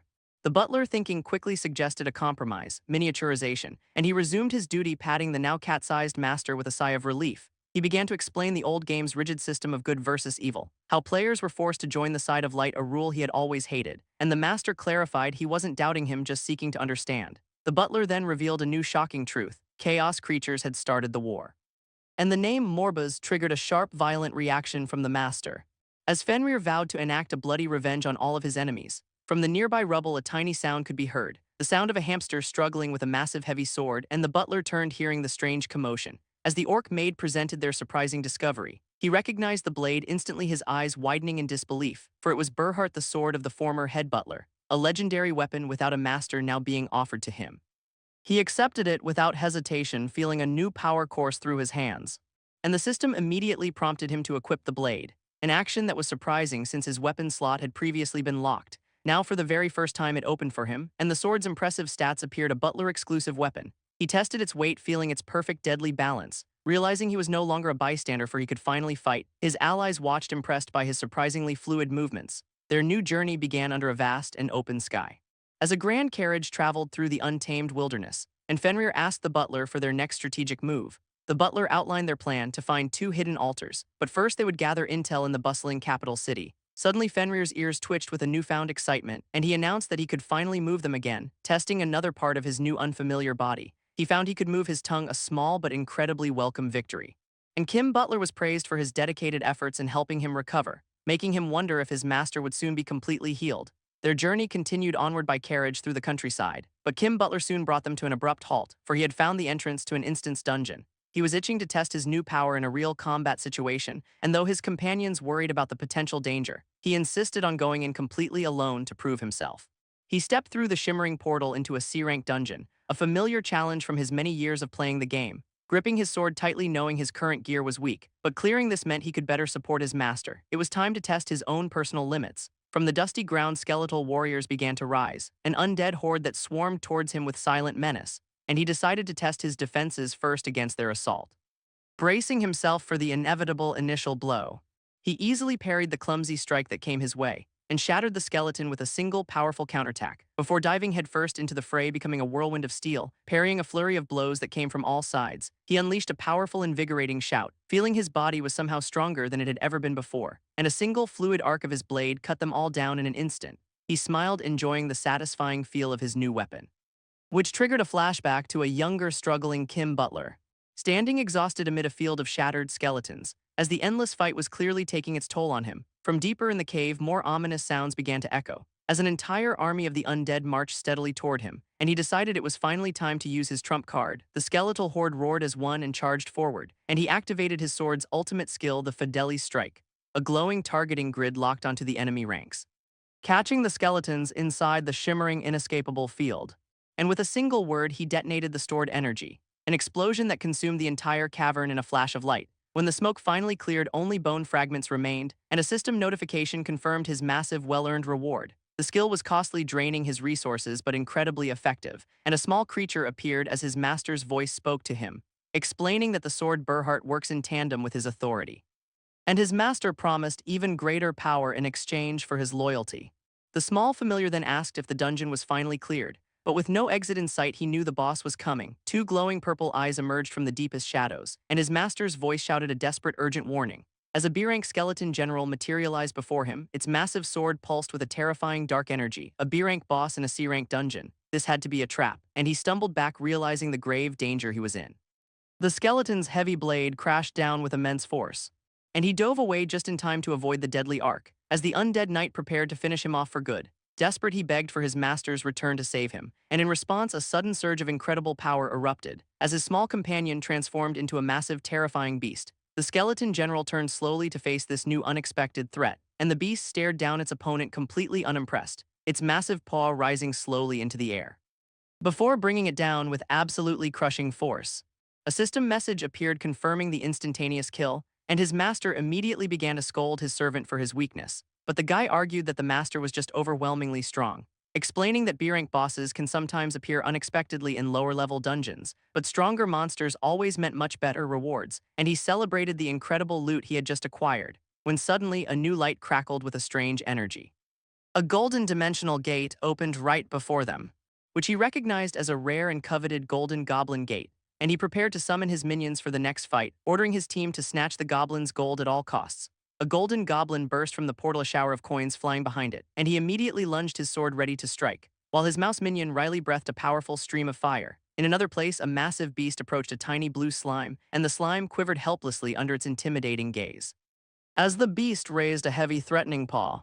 But the slime suddenly hardened its body into sharp spikes, and then dissolved, leaving behind a single glowing crystal. The beast consumed the gem's power in one gulp, triggering a flash of a memory, a white cat and another slime. The beast stared intently at the crystal's mysterious source. Elsewhere, a golden goblin was on the run for its life, and a man in a suit joined the frantic pursuit, his blade flashing as he scattered a trail of gold coins.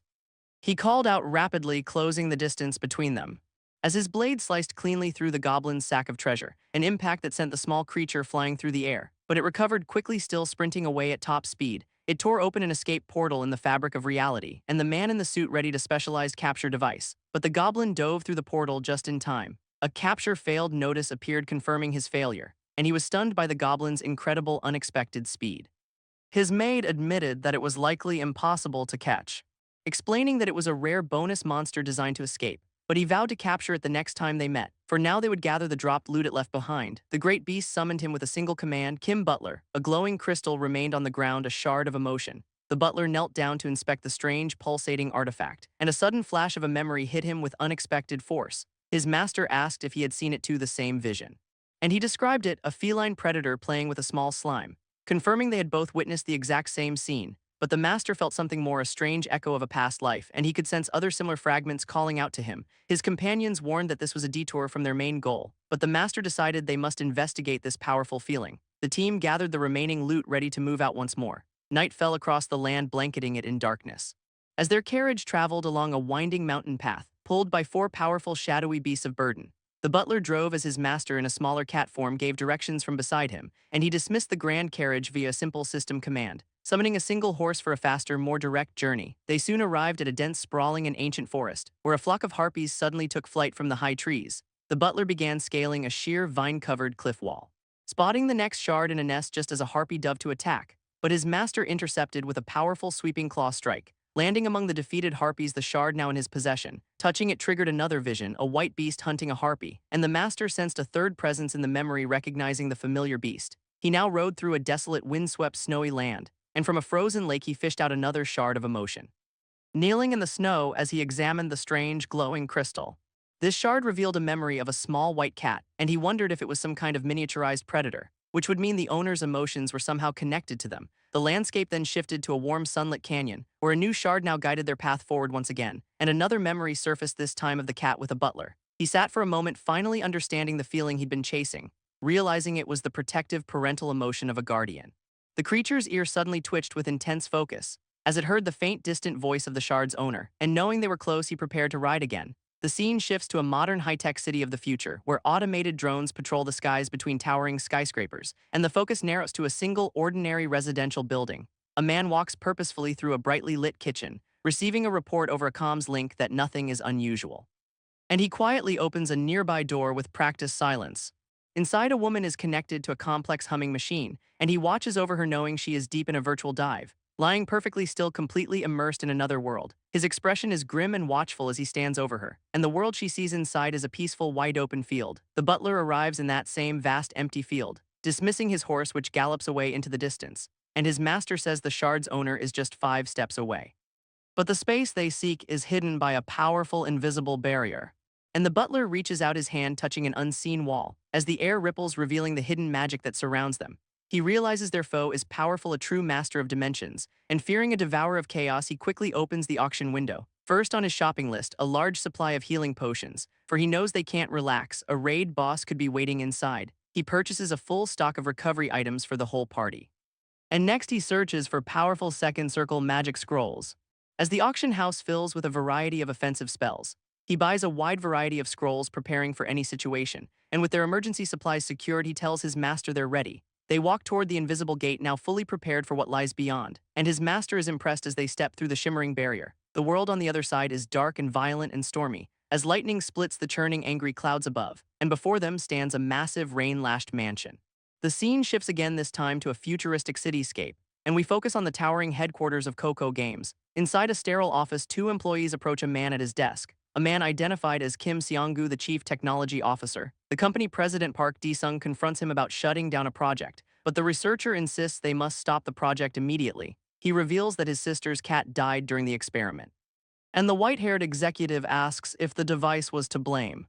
The connection to Metaria had prevented them from monitoring the cat's health, but the executive refuses to abandon their game-changing technology. The researcher then reveals the true cost: his sister won't wake up, and this shocking news stuns everyone in the room into silence. The executive demands to know if she's just unconscious, but she's been trapped in the game since the moment she logged in. Her brain is only active while she is connected to Metaria.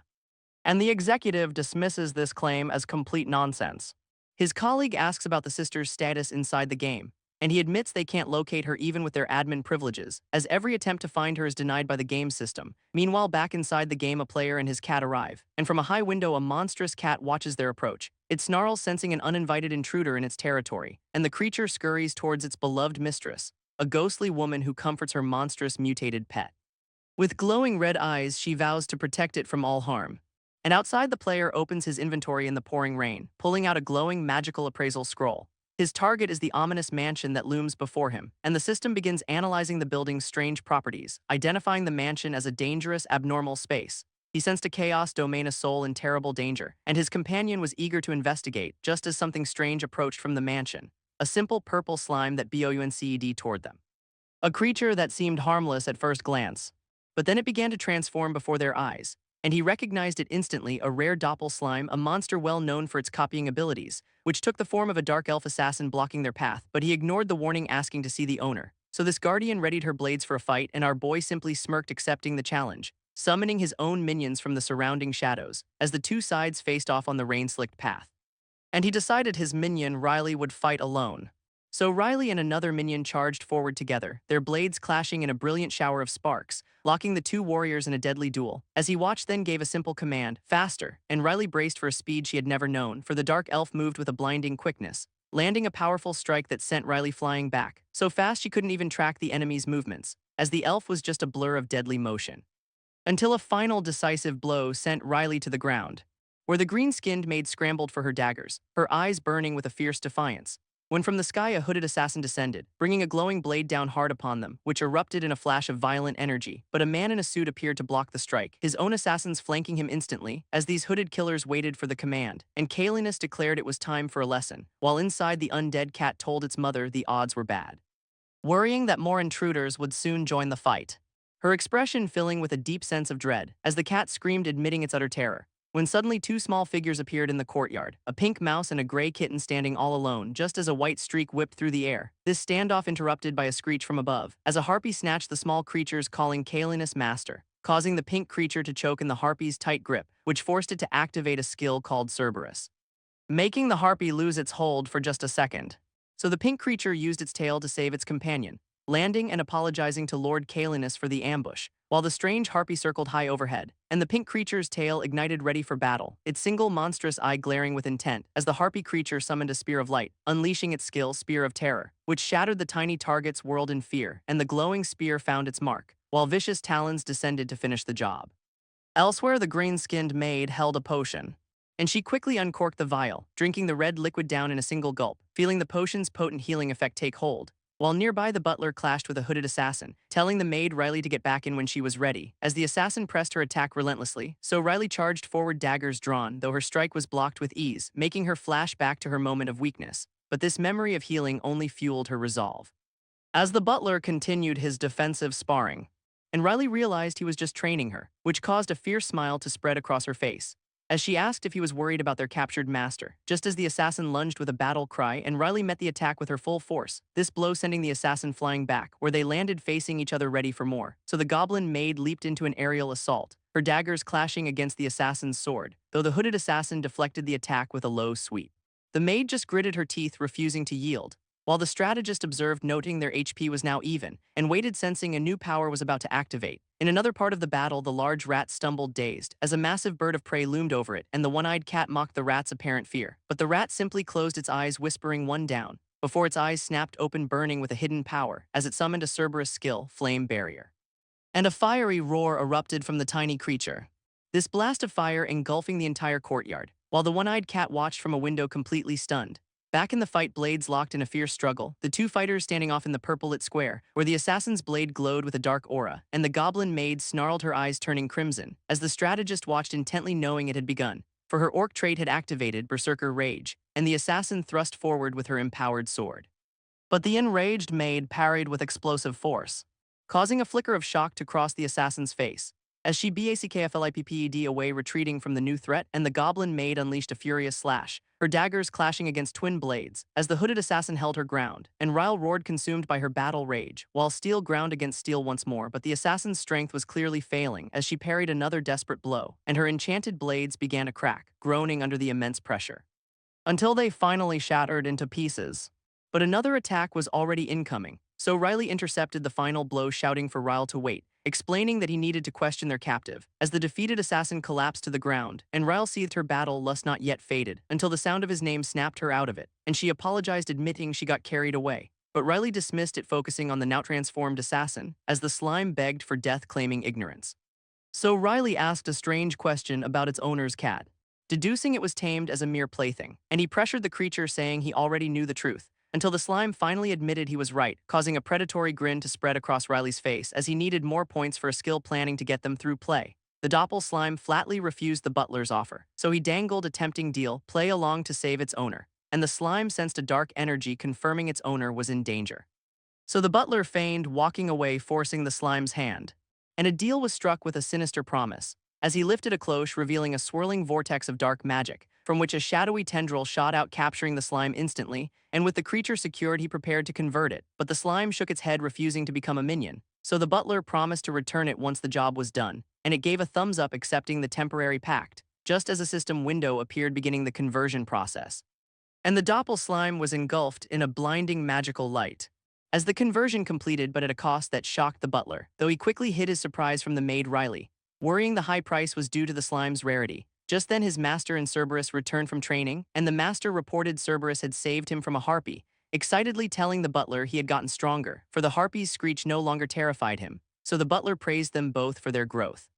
And the master thanked him, unaware the butler secretly used points to boost his stats, as Cerberus announced it had a gift for the master, and the butler summoned the new minion from his shadow, while the master watched, eager to see the new creature, a purple slime that fled through the empty streets, where it was quickly surrounded by small star-marked cats, and one of the creatures lunged forward. So the slime absorbed its attacker, taking on its form, its body continuing to twist and morph until it solidified into a golden beetle, which took flight above the butler and maid.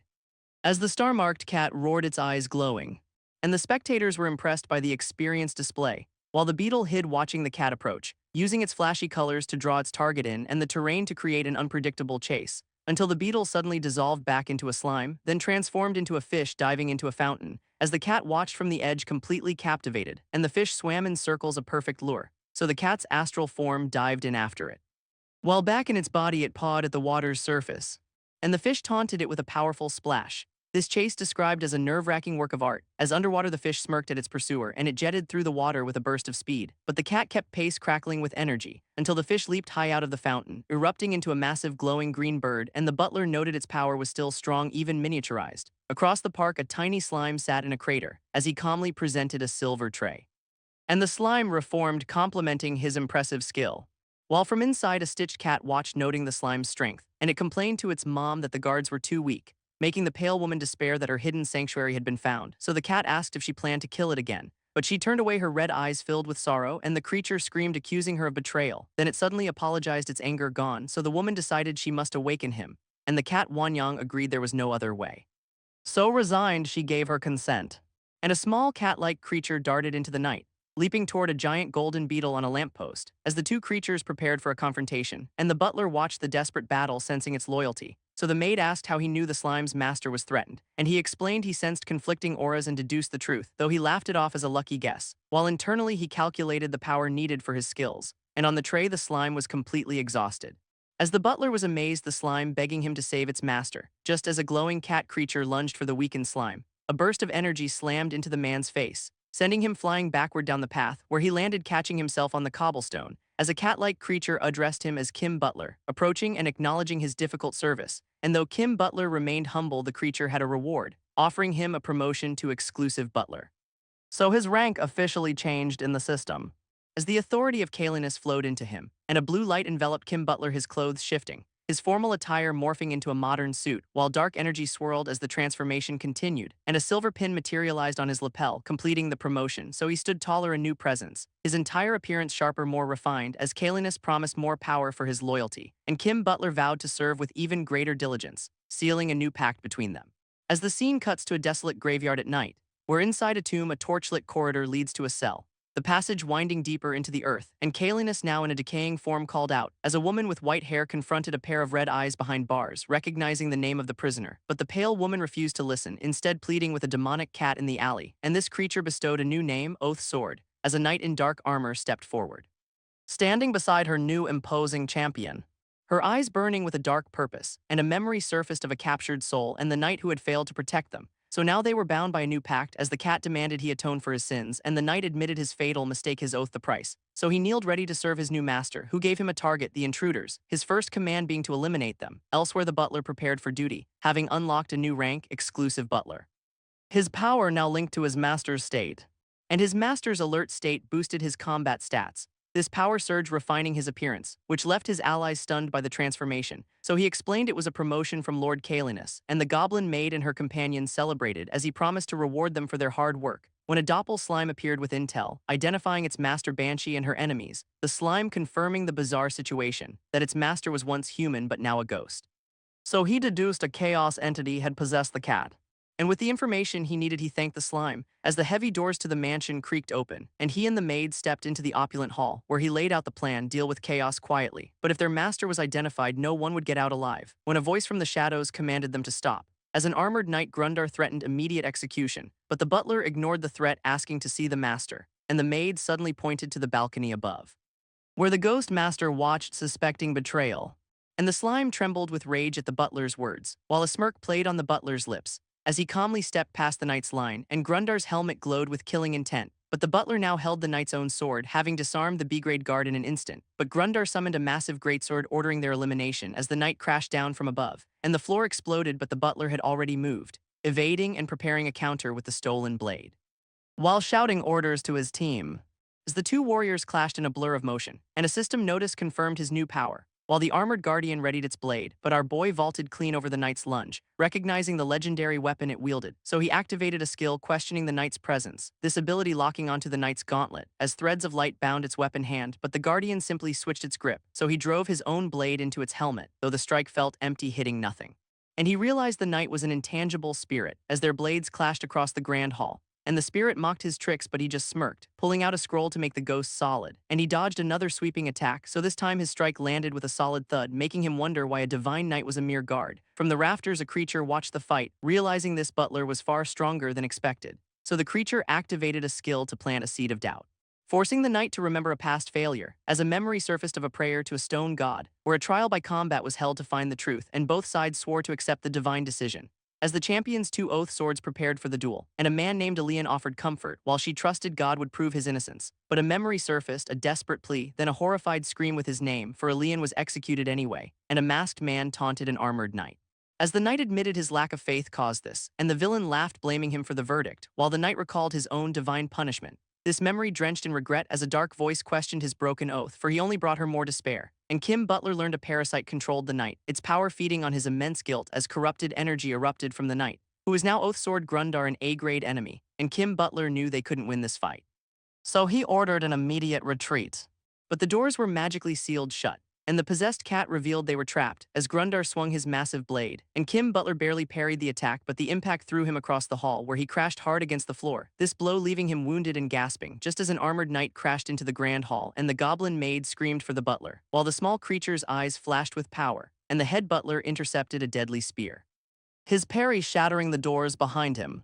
As the creature glowed, channeling its energy, and a second butler felt a surge of power, meeting the knight's blade head-on, as multiple copies of the butler swarmed the knight. But the head butler took a heavy blow, knowing the damage got through as the knight's sword pulsed with dark energy, and he smashed the hooded woman aside, so the goblin maid let out a battle cry, landing a fiery punch on the knight's armor, and the butler was stunned by their resolve to fight, as the knight unleashed a massive circular slash. And the small creatures were warned to stay back, watching, knowing they were too weak to help. Elsewhere, the true master explained the situation, revealing the intruders came to kidnap him. While back in the hall, the knight gathered immense power, and the hooded woman was terrified, but the maid stood firm, as the butler knew he must block this area attack, so the knight lunged forward in a crimson blur, and the butler raised his sword ready for battle, as the armored knight swung down with immense force. And our boy braced, cracking the very floor beneath him, while the knight leaped high for a crushing overhead strike, and a massive shockwave exploded from the impact, as smoke and dust clouded the entire hall. But the butler's attack seemed to have failed, for he was hit with a stun effect, completely paralyzed. So the knight raised his sword for the final blow, when suddenly the goblin maid Riley leaped in front of him, and they both collapsed on the ruined floor, as the purple cat praised its knight Grundar. But the knight's armor melted into a puddle, revealing the real Grundar, who looked around confused, as a voice called out to him from across the room. And the butler stood again, his sword glowing with a new power as auto mode activated, locking onto its target, and he unleashed the attack with a single word, while the purple cat watched in disbelief, and two small strange creatures appeared nearby, just as a massive blue explosion ripped through the hall, and the butler gasped, drained from the powerful skill. While the pale woman and the cat looked down from the balcony, the cat realizing he was hiding a trump card, and as the smoke cleared, the butler was the only one left standing, as the floor erupted in a cloud of smoke and debris, and from the smoke a question hung in the air: was he finished? The butler caught his breath, shocked the attack had worked, but a heavy boot stepped out from the dust, as the knight rose again, wreathed in dark energy, and his mistress begged him to stop, but the cat urged him on. So he ignored her pleas, dragging himself forward, as he squared up against the butler one last time, and the demonic cat watched, surprised by his resilience. So the butler saw his opening and lunged, his blade finding its mark, sinking deep into the armor, and the knight's gaze drifted upward to his mistress, as he begged her not to forgive his sins, but she turned away as the cat dismissed his final words. So the butler demanded to know what drove this dying man, and his familiar identified a self-erosion curse at play. So to break it, they needed information about that woman, and he offered the knight a choice: talk or let her fall. But the knight's resolve hardened, he would protect her, as the cat scoffed its efforts to corrupt Grundar wasted, and it abandoned the scene to find a new target. So the butler knew he just needed to buy a little time, and he activated an ability intending to capture the knight. But the mistress ordered Shama to attack while the butler was weak, though she faltered, admitting she couldn't go through with it. You want me gone, right? Wanyan accused its mother, who began to walk away coldly, only for a small pink mouse to block the stairs, standing its ground and declaring that Wanyan could not pass. But the creature ignored it, consumed by a need for revenge against the butler. We came for her, not you, the mouse clarified as purple energy swirled into a dangerous weapon above Wanyan's head, manifesting as twin blades, while the cat-like creature scoffed, a rat with no fear of a cat. Just before the mouse revealed its startling skill of gigantification, Wanyan's eye widened in utter shock, watching the tiny creature suddenly become a giant, looming over it with a mocking tone: I can't hear you from up here, which sent Wanyan turning back to its mother in terror, screaming, are you going to let me die again? It shrieked about her fatal mistake from the past, how she believed their lies, and because of it everyone died, causing the woman to clutch her head in torment, begging for it to stop. But the creature just kept screaming, listen to me, until overwhelmed by a grief so profound her very eyes began to bleed, a sight that left even the giant mouse watching completely stunned, just as a dark and immense power finally erupted from the woman.